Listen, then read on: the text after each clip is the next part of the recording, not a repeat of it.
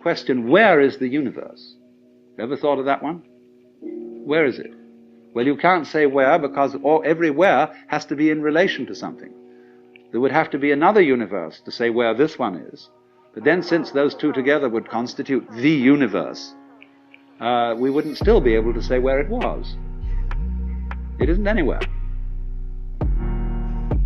And so in that sense, the center isn't anywhere in space locally. And furthermore, the kind of space we are dealing with is only one possible kind of space.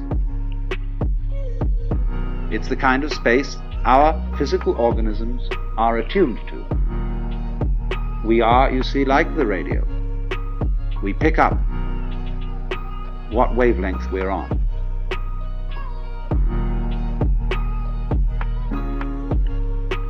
So then, when inquirers used to come to that great modern Hindu saint, Sri Ramana Maharshi, and they'd ask him all sorts of silly questions, like, who was I in my last incarnation? What will I be in my next one? He would always reply, who is asking the question? Who are you? Find out, because that's the thing you need to know. As it were, dig down into the depths of your being and say, what is this that I call I? That's one of the very fascinating questions. It teases us out of thought to think about death in the sense of going to sleep and never waking up. Imagine that. And you find you can't. And yet it's a thought that, although you can't get to grips with it, it remains fascinating.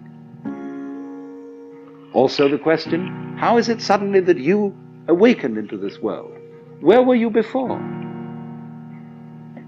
In Zen Buddhism, they have the meditation problem, the koan. Before your father and mother conceived you, what is your original nature? And that's the same sort of weird question as what it would be like to go to sleep and never wake up. What was it like to wake up having not previously gone to sleep? It's very mysterious.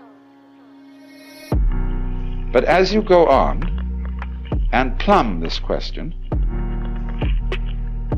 you begin to develop the feeling that your existence is exceedingly odd. In many ways odd. Odd because it is here and it so easily might not have been.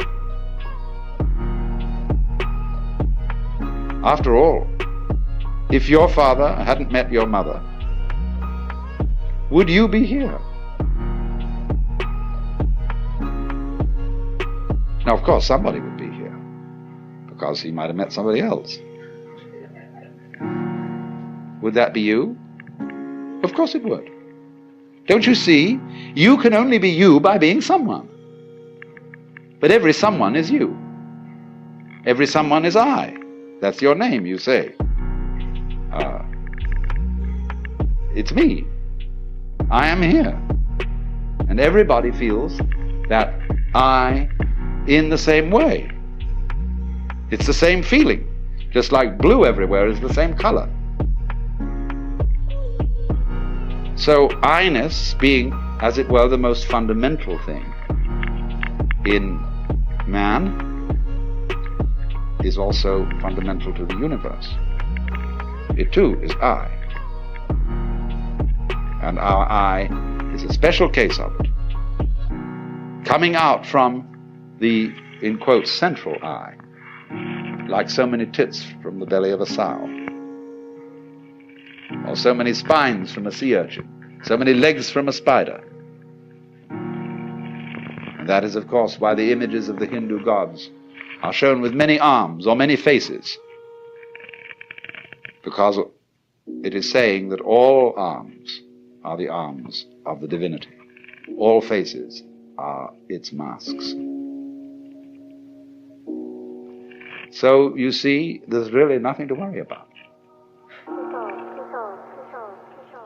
Because the important you is perfectly indestructible. It's what there is. Our comings and goings, our fortunes and misfortunes are a sort of mirage. The more we know about them, the more we know about the world, the more diaphanous it seems. And therefore everything in the world has the characteristics of smoke.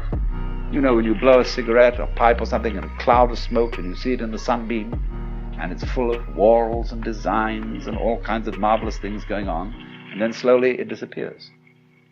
Well, everything's just like that.